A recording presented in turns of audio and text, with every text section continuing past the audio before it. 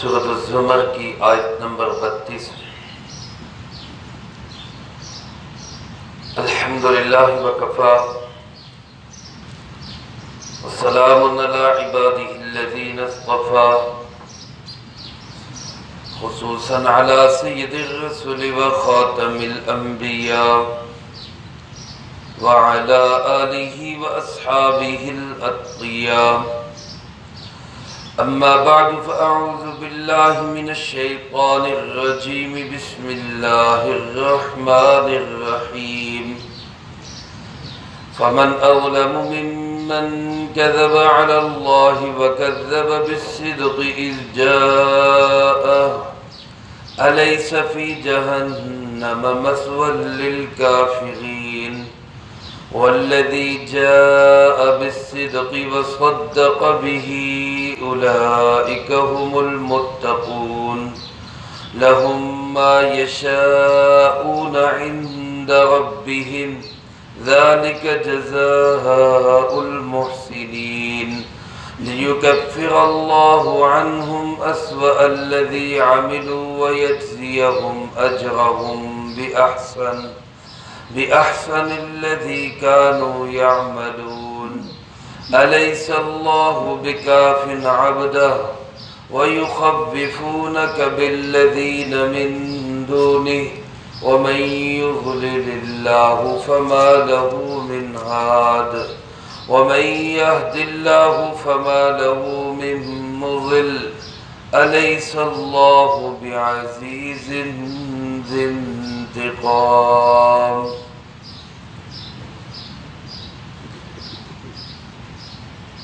فمن اظلم ممن كذب على اللہ، اس سے زیادہ ظالم کون ہوگا جس نے اللہ پہ جھوٹ بولا، وَكَذَّبَ بِالصِّدْقِ إِذْ جَاءَهُ، اور اس سے بڑا ظالم کون ہوگا جس نے سچائی کو جھٹلا دیا جب وہ آ گئی۔ أَلَيْسَ فِي جَهَنَّمَ مَثْوًى لِلْكَافِرِينَ، کیا نہیں ہے جہنم میں ٹھکانہ کافروں کا۔ وَالَّذِي جَاءَ بِالصِّدْقِ، اور وہ شخص جو سچائی لے کر آیا، وَصَدَّقَ بِهِ، اور دوسرے نے اس کی تصدیق کی، أُولَئِكَ هُمُ الْمُتَّقُونَ، یہی لوگ ہیں جو بچے ہوئے ہیں۔ لَهُمْ مَا يَشَاءُونَ عِندَ رَبِّهِمْ، ان کے لیے وہ کچھ ہوگا جو یہ چاہیں گے ان کے پروردگار کے پاس۔ ذَلِكَ جَزَاءُ الْمُحْسِنِينَ، یہی بدلہ ہے نیکی کرنے والوں کا۔ لِيُكَفِّرَ اللَّهُ عَنْهُمْ، تاکہ اللہ کفارہ کر دے ان سے، أَسْوَأَ الَّذِي عَمِلُوا، ان کے ان بدترین اعمال کا جو انہوں نے کیے، وَيَجْزِيَهُمْ أَجْرَهُمْ بِأَحْسَنِ الَّذِي كَانُوا يَعْمَلُونَ، اور ان کو بدلہ دے ان کے اجر کا نہایت خوبصورت جو یہ اعمال کرتے رہے۔ أَلَيْسَ اللَّهُ بِكَافٍ عَبْدَهُ، کیا اللہ کافی نہیں ہے اپنے بندے کو۔ وَيُخَوِّفُونَكَ بِالَّذِينَ مِن دُونِهِ، اور یہ لوگ تجھے ڈراتے ہیں ان سے جو اللہ کے علاوہ ہیں۔ وَمَن يُضْلِلِ اللَّهُ فَمَا لَهُ مِنْ هَادٍ، اور جس کی گمراہی کا اللہ فیصلہ کر دے پھر اس کو کوئی ہدایت دینے والا نہیں۔ وَمَن يَهْدِ اللَّهُ، اور جس کو اللہ ہدایت دے دے، فَمَا لَهُ مِن مُضِلٍ، پھر کوئی اس کو گمراہ نہیں کر سکتا۔ أَلَيْسَ اللَّهُ بِعَزِيزٍ ذِي انتقام، کیا نہیں ہے اللہ غالب اور انتقام لینے والا۔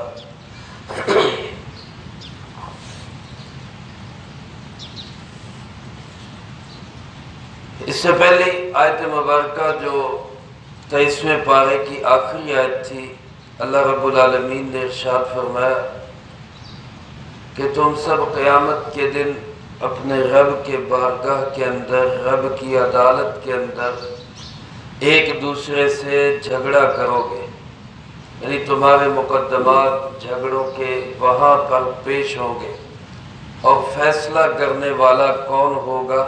وہ اللہ رب العالمین ہوگا۔ اللہ پاک کا فیصلہ کیا ہوگا؟ وہ فیصلہ ان آیات مبارکہ میں بتایا۔ فرمایا کہ ایک وہ شخص ہے جو سچائی کو لے کر آیا، اور ایک وہ شخص ہے جس نے سچائی کو جھٹلا دیا۔ ایک آدمی آ کے کہتا ہے کہ میں اللہ کا نبی ہوں، وہ اللہ کا نبی نہیں ہے، اس نے آ کے جھوٹ بولا، غلط بیانی کی کہ وہ اللہ کا نبی ہے۔ ظاہر ہے کہ یہ انسان پرلے درجے کا ظالم ترین انسان ہے جو اللہ کے معاملے میں جھوٹ بولتا ہے۔ لیکن ایک شخص واقعی اللہ کا سچا نبی ہے، اور وہ آ کے کہتا ہے کہ بھئی میں اللہ کا نبی ہوں، اور کوئی شخص اس کو کہتا ہے کہ تو جھوٹ بولتا ہے، حالانکہ وہ سچا نبی ہے۔ اللہ فرماتے ہیں کہ پھر اس سے بڑا ظالم بھی کوئی نہیں، یعنی جو نبوت کا جھوٹا دعویٰ کرے وہ بھی بہت بڑا ظالم، اور جو سچے نبی کو جھٹلا دے وہ بھی بہت بڑا ظالم ہے۔ تو اگر میرے حبیب کبریا جناب محمد مصطفیٰ صلی اللہ علیہ وسلم نے خدا نخواستہ یہ جھوٹا دعویٰ کیا ہے جو کہ غلط ہے، تو پھر ان سے بڑا ظالم کوئی نہیں ہوگا۔ لیکن اگر انہوں نے صحیح دعویٰ کیا، اور یقیناً صحیح دعویٰ کیا، واقعی وہ اللہ کے رسول ہے، اور پھر جس نے اس سچ کو ٹکرا دیا، اس سے بڑا ظالم بھی کوئی نہیں۔ چنانچہ فرمایا فمن اظلم، اس سے بڑا ظالم کون ہوگا؟ ممن کذب علی اللہ، جو اللہ پہ جھوٹ بولے، اور دوسری طرف وکذب بالصدق اذ جاء، اس سے بڑا ظالم کون ہوگا کہ جو سچائی کو جھٹلا دے جب سچائی اس کے پاس آ جائے۔ ایسا شخص جو ظالم ہوگا، جو سچائی کو ٹکرائے گا، یہ کافر ہوگا۔ اللہ فرماتے ہیں الیس فی جہنم مثوی للکافرین، کیا ایسے کافروں کا ٹھکانہ جہنم نہیں ہونا چاہیے؟ کیا ایسے جھٹلانے والوں کو جہنم میں نہیں سزا ملنی چاہیے؟ اور پھر فرمایا والذی جاء بالصدق، وہ شخص جو سچ لے کر آیا، وصدق بہ، اور وہ شخص جس نے اس کی تصدیق کی، اس کو کہا کہ تو سچ بول رہا ہے۔ اللہ فرماتے اولئک هم المتقون، یہی وہ لوگ ہیں جو بچے ہوئے ہیں کفر سے، شرک سے، ضلالت و گمراہی سے، اور اس کے نتیجے میں آنے والی جہنم سے۔ یہ لوگ ہیں جو بچے ہوئے۔ یہ لوگ کون ہیں؟ والذی جاء بالصدق، سچ لے کر آیا۔ تو سچ لے کر کون آیا؟ وہ جناب محمد کریم صلی اللہ علیہ وسلم۔ وصدق بہ، اور جس نے اس کی تصدیق کی۔ آپ صلی اللہ علیہ وسلم کی تصدیق کس نے کی؟ سب سے پہلے آپ کی تصدیق ابو بکر صدیق رضی اللہ تعالیٰ عنہ نے کی۔ مردوں میں سب سے پہلے آپ کو سچا نبی سمجھنے والے، آپ پہ ایمان لانے والے، آپ کی تصدیق کرنے والے کون تھے؟ ابو بکر رضی اللہ تعالیٰ۔ عورتوں میں حضرت سیدہ خدیجہ رضی اللہ تعالیٰ عنہ، بچوں میں حضرت علی کرم اللہ وجہہ، اور غلاموں میں حضرت زید رضی اللہ تعالیٰ عنہ۔ یہ سب سے پہلے وہ لوگ ہیں جنہوں نے آپ کی تصدیق کی۔ علماء فرماتے ہیں کہ یہاں صدق بہ عام ہے، جس نے بھی نبی پاک صلی اللہ علیہ وسلم کی تصدیق کی وہ سب اس میں داخل ہے۔ اللہ کا کتنا بڑا فضل و کرم ہے کہ اس تصدیق کی بدولت ہمارا تذکرہ بھی قرآن پاک میں، ہم بھی تصدیق کرتے ہیں۔ میں اور آپ بھی یہ بات اپنی زبان سے کہتے ہیں کہ رسول اللہ صلی اللہ علیہ وسلم جس سچ کو لے کے آئے وہ واقعہ ہی سچ ہے۔ ہم آپ صلی اللہ علیہ وسلم کی تصدیق کرتے ہیں۔ کیوں جی کرتے ہیں سارے یا نہیں کرتے؟ ہمارا ایمان ہے نا رسول اللہ صلی اللہ علیہ وسلم اللہ کے سچے نبی ہیں، آخری نبی ہیں، آپ سچ لے کر آئے۔ تو جب ہم نے تصدیق کر دی تو صدق بہ میں ہم بھی شامل ہو گئے۔ جو سچ لے کر آیا رسول اللہ صلی اللہ علیہ وسلم، وصدق بہ، اور جس نے آپ کی تصدیق کی، اللہ فرماتے ہیں یہ سارے ہی متقی ہیں، یہ سارے ہی متقی۔ تقوی کے میرے دوستو مختلف درجات ہیں۔ پہلی سٹیج تو تقوی کی یہ ہے کہ انسان کفر اور شرک سے بچے، کفر اور شرک سے بچے۔ اس معنی میں ہم سارے متقی ہیں الحمدللہ، ہم سب کفر اور شرک سے بچے ہوئے، اللہ ہم سب کو بچا کے رکھے۔ اس سے اگلی سٹیج تقوی کی یہ ہے کہ انسان کبیرہ گناہوں سے بچے، اللہ ہم سب کو بھی یہ سٹیج نصیب فرمائے، اس درجے میں بھی متقی بنائے کہ ہم کبیرہ گناہوں سے بچیں۔ اور اس سے اعلیٰ بڑھیا سٹیج تقوی کی یہ ہے کہ انسان صغیرہ گناہوں سے بھی بچے، چھوٹے چھوٹے گناہوں سے بھی بچے۔ اور اعلیٰ درجہ تقوی کا یہ ہے کہ انسان ایسی چیزوں سے بھی بچے جو شبہ میں ڈالنے والی، مشتبہات سے بھی بچے۔ تو یہ مختلف سٹیج ہیں تقوی کے، اور پہلے درجے کا سٹیج ان لوگوں کو بھی حاصل ہو جائے گا جو رسول اللہ صلی اللہ علیہ وسلم کی تصدیق کریں گے۔ اللہ پاک فرماتے ہیں وہاں ان کو ملے گا کیا؟ یہ جہنم سے تو بچ گئے، لیکن اب ان کو ملے گا کیا؟ اللہ فرماتے ہیں لَهُمْ فِيهَا مَا يَشَاءُونَ عِنْدَ رَبِّهِمْ، ان کو ان کے رب کے ہاں وہ کچھ ملے گا جو یہ چاہیں گے، یعنی ان کی ساری چاہتے اللہ پوری کر دے گا۔ میرے بھائیوں، میرے عزیز دوستو، دنیا چاہتوں کے پورے ہونے کی جگہ نہیں ہے، یہاں چاہتے پوری نہیں ہو سکتی۔ ساری دنیا ایک بندے کو دے دی جائے، دنیا جہان کے خزانے، ڈالر، ریال، روپے، نوٹ سب اکٹھے کر کے ایک بندے کو دے دیے جائیں تو تب بھی یہ دنیا اس ایک بندے کی خواہشات بھی پوری نہیں کر سکتی۔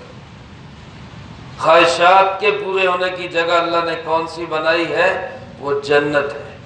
وہ جنت ملے گی ان کو جنہوں نے رسول اللہ صلی اللہ علیہ وسلم کی تصدیق کی ہوگی، ان کو پھر وہاں وہ کچھ ملے گا جو وہ چاہیں گے۔ اور اللہ فرماتے ذالک جزاء المحسنین، ہم احسان کرنے والوں کو ایسا ہی بدلہ دیا کرتے ہیں، نیکی کرنے والوں کا ایسا ہی بدلہ ہوتا ہے۔ اللہ نے ان کو یہ نیکی اور یہ مقام کیوں دیا؟ فرمایا لِيُكَفِّرَ اللَّهُ عَنْهُمْ أَسْوَأَ الَّذِي عَمِلُوا، تاکہ اللہ مٹا دے ان کے وہ بری حرکتیں جو انہوں نے کی۔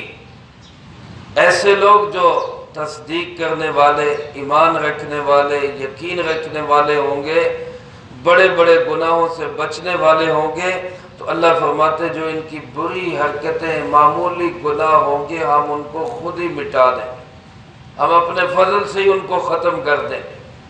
وَيَجْزِيَهُمْ أَجْرَهُمْ، اور ہم ان کو بدلہ دیں گے ان کے اجر کا، بِأَحْسَنِ الَّذِي كَانُوا يَعْمَلُونَ، جو یہ عمل کرتے رہے اس سے بھی کہیں زیادہ خوبصورت۔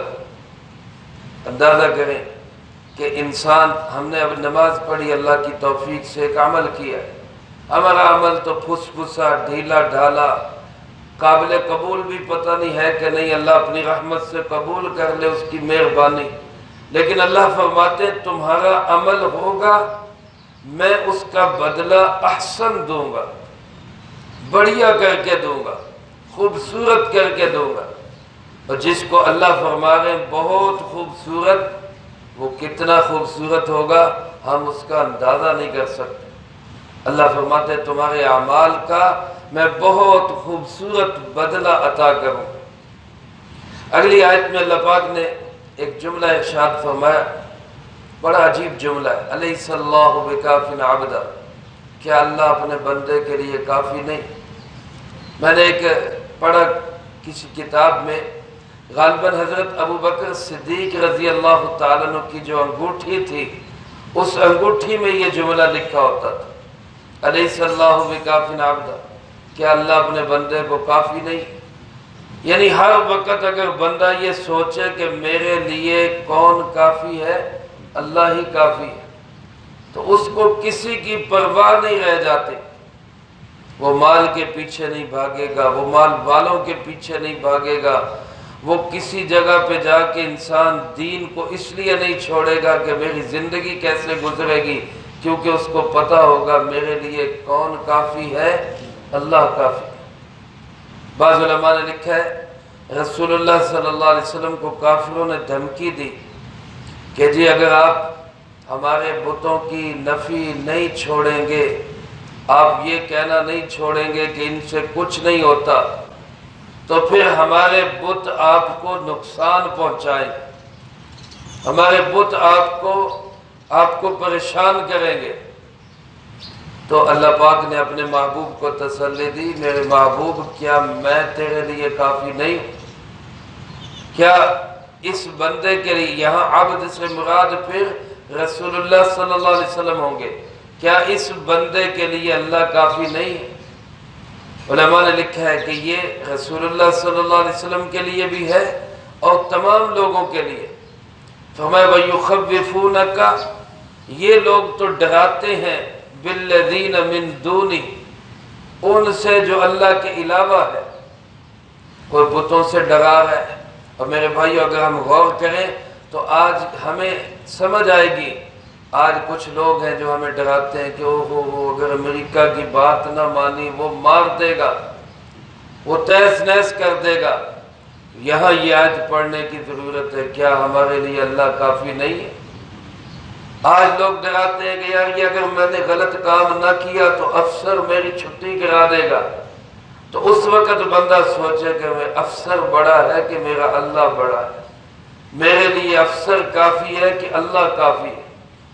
آج لوگ ڈراتے ہیں کہ جناب اگر آپ نے فلاں وڈیرے نواب چودھری کی بات نہ مانی تو یہاں آپ کا جینا حرام ہو جائے گا، تو وہ بندہ حق کو چھوڑ دیتا ہے اگر وہ تھوڑی دیر یہ سوچ لے کہ کیا میرے لیے اللہ کافی نہیں، مجھے کیا ضرورت ہے ان کی بات ماننے کی، مجھے ان سے ڈرنے کی ضرورت نہیں، تو پھر اس کا رخ سیدھا ہو جاتا ہے، اللہ کی طرف ہو جاتا ہے۔